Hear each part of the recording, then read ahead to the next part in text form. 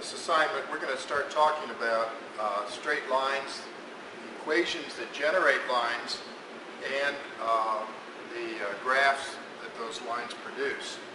So starting with the slope, we have lines that can be going horizontal. If we look at them left to right, they can be going uphill or downhill. And the way we denote that in the equation is what we call the slope. If we have a horizontal line, it's like a road going through the desert. There's no hill. So we call that slope 0. If we're going uphill, we would say we have a slope that's a positive slope. And if we're going downhill, we would say that's a negative slope. And we can find the slope given a couple of points. So if we're given 2 points, as we are in this example, we have the points 6, 2 and 7, 5. Now remember that the first number is an x and the second number is a y. So in the 6, 2, that means x is 6 and y is 2. In the second point, x is 7 and y is 5. The equation for finding the slope is this. We call the slope m.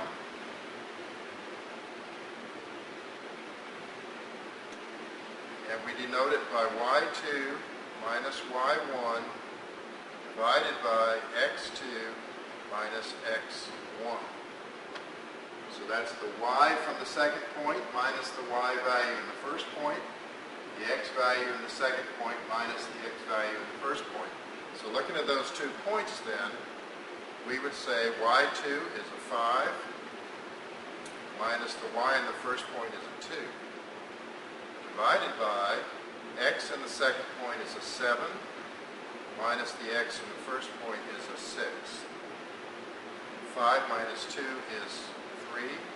7 minus 6 is 1. So the slope is 3.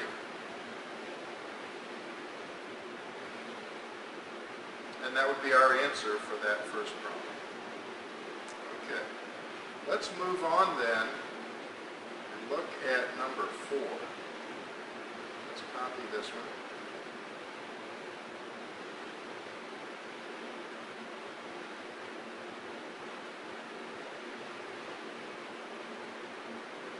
Now in this case, they've actually given us 2 points, but I chose this one because it's not obvious that we have 2 points up there. Obviously 4, 8, that looks like a point. But the x-intercept is 3. Well, remember that the x-intercept is where we cross the x-axis. So the y value is 0. So we could write that x-intercept is 3 as a point, and that point would be 3, 0. X is 3, y is 0. We're on the x-axis. Okay. Now, it asks us to write the equation for the line in point-slope form and slope-intercept form. So we need to learn these 2 forms. The point-slope form is denoted by this. Y minus y1 is equal to m times x minus x1. Now let's talk about that. The y and the x without the subscript are just the variables y and x, so they're going to stay y and x in the equation. But y1 and x1 are particular values of y1 and x1. In this case, we could use the 4 for x1 and the 8 for y1. And m, of course, is the slope. Well, remember from the last problem, we found the slope by 2 points. We now have 2 points, 4, 8 and 3, 0. So let's look at the equation for finding m using the same one as before. M is y2 minus y1 over x2 minus x1. y2 is 0, y1 is 8, x2 is 3, x1 is 4, so that's minus 8 over a minus 1, but that's just 8. 2 minuses would cancel out. So, writing this equation now, y minus, well, we chose 8 as y1 equals, now we know m is 8, times x minus, and 4 is x1. So there is the answer. So that would be point slope form. Notice somebody later can look at that and say, oh, the slope is 8, and oh, there's a point here, x is 4 when y is 8. So that's why it's called the point slope form. Notice I did not distribute the 8. Be very careful. You've been taught to distribute, but in this form, we leave it like that. Now we want to move on to the slope-intercept form. Well, the slope-intercept form is probably more familiar to you. It's sometimes called the y equals mx plus b, where m is the slope again. We know that's 8. And b is the y-intercept. Well, I can get there by taking the point slope form that we just constructed and actually solving for y. So first of all, let's distribute now the 8. So we would have y minus 8 is equal to 8x minus 32. Remember, it's 8 times the 4. Now we want to move the negative 8. Well, to move a negative 8, we want to add 8. So y is equal to 8x minus 32 plus 8.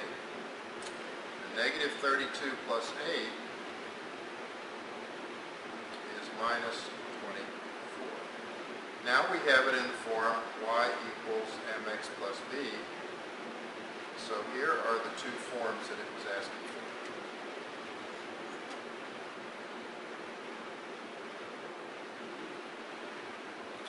All right. Let's take a look at what this would look like if we were to graph it. First of all, from that last problem, we now know that the equation they gave us is in the form of slope-intercept, y equals mx plus b. That means that the slope is 3 and the y-intercept is 6. So we already have starting points here. So the first question is, what's the slope? The slope is 3.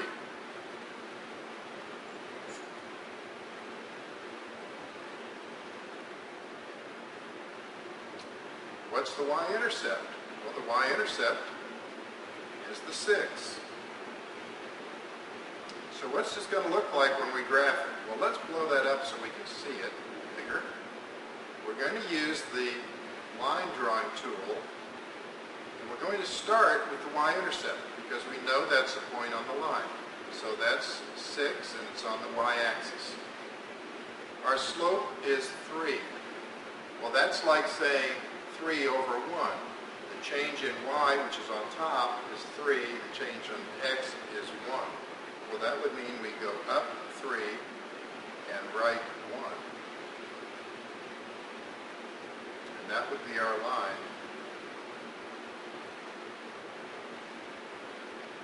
And we are done. All right. Let's take a look at another example. What about this one? Y equals 7. When students see this, they're often confused because it looks too simple. Well, there are a couple of ways to look at it. That's still in the y equals mx plus b form, but the 7 is b, y-intercept. What happened to the mx? Well, if m is 0, 0 times x is 0, and that term falls out. So what this is a line with no slope, with a slope of 0. Sorry, there is a slope. The slope is 0, which means it's horizontal. Remember the line in the road in the desert. So in this case, we want a horizontal line, but we want the y-intercept to be b. Well, to look at that, get that graph, we would use the line tool. We're going to go up to 7. Just pick any other point at 7 and construct your line.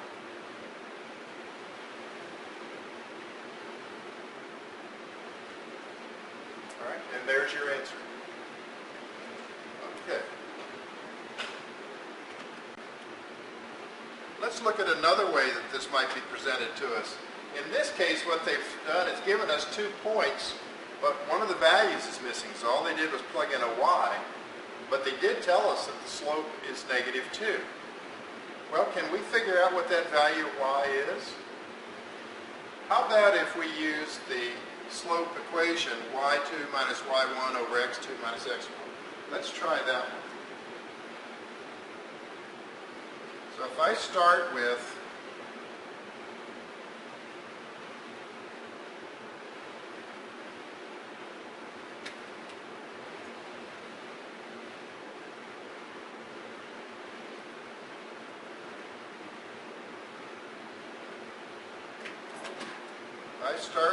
y2 minus y1 divided by x2 minus x1. But I know now that it equals -2, don't I? Well, let's fill it in. y2 is 6. y1 is that one we don't know. That's just y. x2 is a -2. And x1 is a 4. But it equals -2. Let's see. That's 6 minus y on the top. But -2, -4 is -6. Now, I can move the denominator -6 by multiplying both sides by -6. Remember, you always do the opposite of what it is. If it looks like it's dividing, then you multiply. So I want a -6 multiplied by -2. That's going to give me 6 minus y is equal to -6 times -2 is a positive 12. Now I've got another 6, this one. I need to move it. This one being added to the -y. So to move it, I need a subtractor. So I'm going to subtract the 6 from both sides. Now I'll get -y is equal to, well, 12 minus 6 is 6. That's -y. What's positive y? Positive y is -6. Okay? So that's the value of y, -6.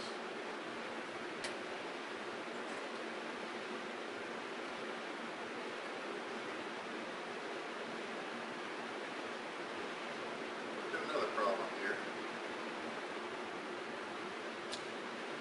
These 2 lines are parallel. Parallel means, like railroad tracks, they're going in the same direction. So, in our case, if 2 lines are parallel, then they'll have the same slope. And that's kind of how you see it. They're sloped the same. So, since I know that the blue line has the equation y equals 2x, notice the b is missing because it goes through the origin 0. So the y-intercept is 0. But the slope is 2, because remember that's the m in front of x. So the slope is 2. So the red line also has a slope of 2. So we want to do this in point-slope form and slope-intercept form. Well, let's start with point-slope form. That means I need the slope, well that's 2, and I need a point, and they've given me a point 2, 1. So that would mean then that my point-slope form, which if you remember is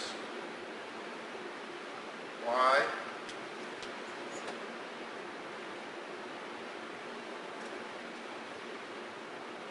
minus y1 is equal to m times x minus x1.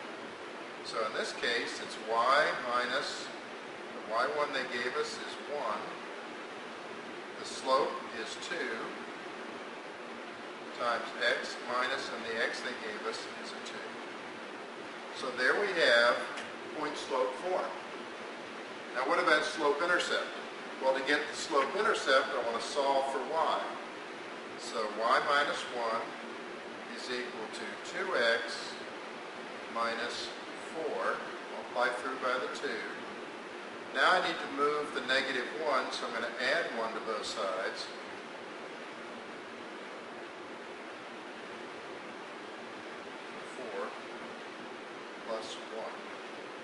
y equals 2x minus 3. And that would be then the slope-intercept form. There's the point slope form. Okay. So that would be both forms given the information they gave us.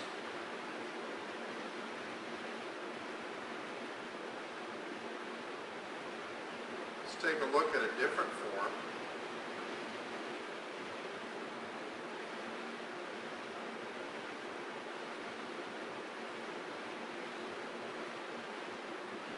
What if the lines are perpendicular? That means that they are crossing at 90 degrees, as we see here.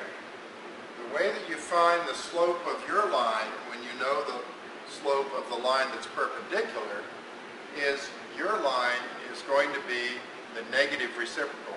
What that means is you flip the slope over and take the negative of it.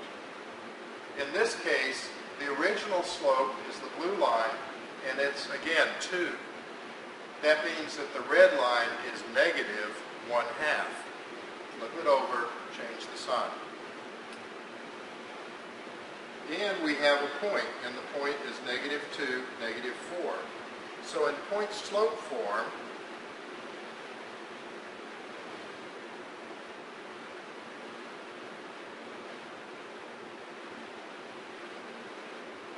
we would have y minus a -4 is equal to, now my slope is going to be -1/2 because it's the negative reciprocal of the previous one, which was 2. X minus a -2. Well, we don't want to leave it that way. We want to handle those negatives. So this becomes y plus 4 is equal to -1/2 times x plus 2. Now that's the point slope form. What about slope-intercept? Well, remember we solved for y to get there. So this becomes y plus 4 is equal to -1/2 x. Well, what's half of 2?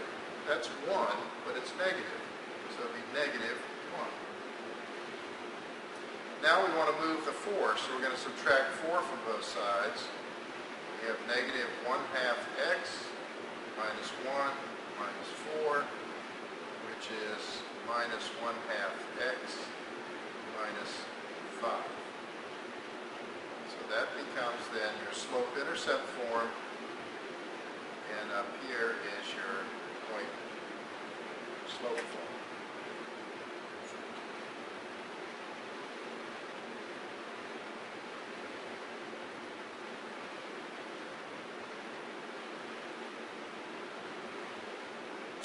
Take a look at this one.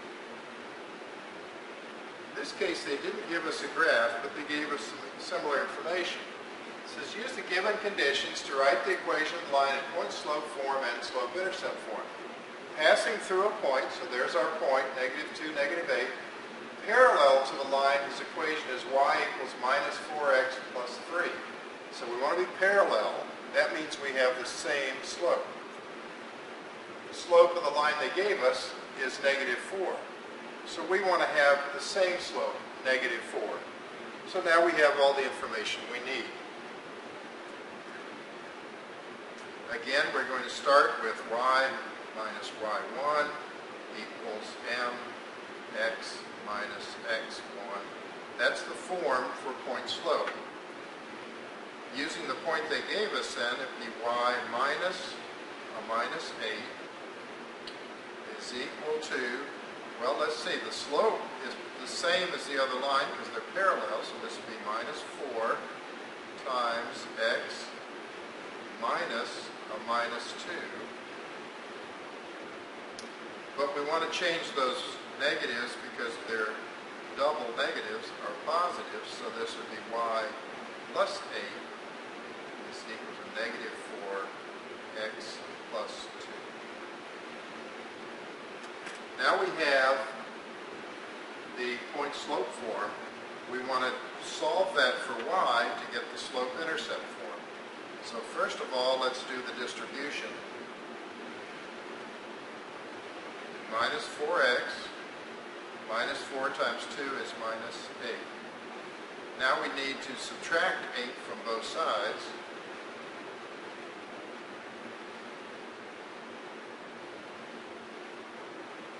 So that would be y equals minus 4x minus 16.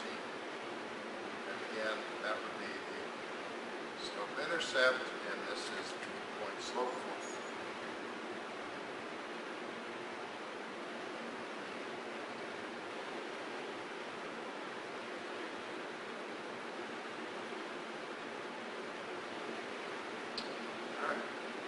Another problem with given conditions.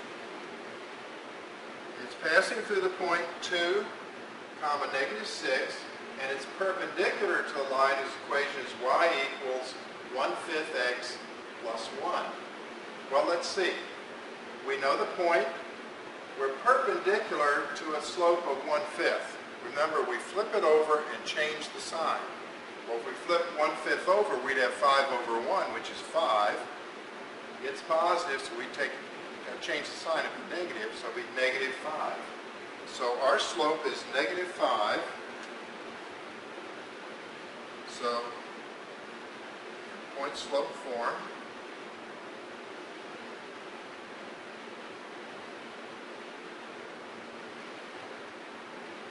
we're going to have y minus y1 is a negative 6 is equal to, we determined Rm is negative 5 times x minus, and x1 is 2. Well, let's see, we can clean this left side up. That's y plus 6 is negative 5 times x minus 2. So there's your point slope form. Now let's solve for y. Well, y plus 6 then is equal to negative 5x. Negative 5 times a negative 2 is plus 10. Two negatives make a positive. Now we need to subtract 6. So y is minus 5x plus 10 minus 6, or y is minus 5x plus 4. So here is your slope-intercept, and here is your point slope.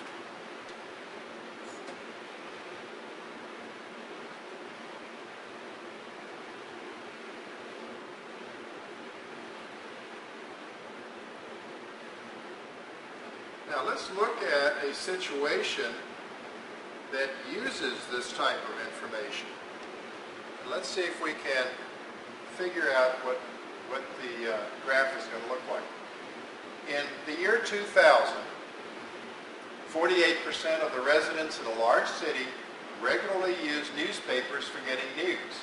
And this has decreased at an average rate of approximately 1.3% per year since then. Find a linear function in slope-intercept form that models this description. The function should model a percentage of residents P of x. So P of x is our function. Remember that our functions are always measured in the y direction. Who regularly use the news outlet x years after 2000.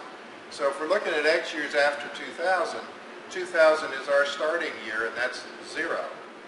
So 2001 is 1, 2002 is 2, and so forth. What that says then is that 48%, which happened in 2000, happened at the year 2, the 0 year, which is our y-axis. And therefore, 48 is our y-intercept.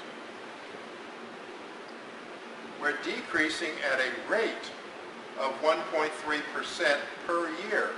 Notice that when you see things per something else, oftentimes you see it as a fraction. If you see miles per hour, a lot of times that'll be the miles on top with the hours on the bottom. That's how you figure miles per hour. So that's our slope. It's 1.3 over 1, or 1.3.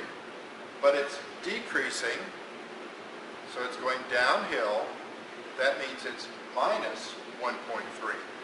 Another way of saying that is In the year 2001, 1 year after we started, we'd have 48% minus 1.3% that year. So we'd be down to 46.7% readership after the year 2001. Okay. So let's take a look at it. We said we have a slope, so P of x, we said is negative 1.3. We're going to leave it in percent form. I know that a lot of you are used to changing it to decimal, but it said that we're going to talk about it in percentages. So the graph is going to be in percentage. It's going to be starting with the number 48. And we're going to say the y-intercept is 48. So there's our equation. P of x is equal to minus 1.3x, that's the slope, or rate of change, plus 48, that's the starting point, or the y-axis. So that's our answer. So I hope that you now have a feel for working with equations with slope and points and applying them in a real-life situation.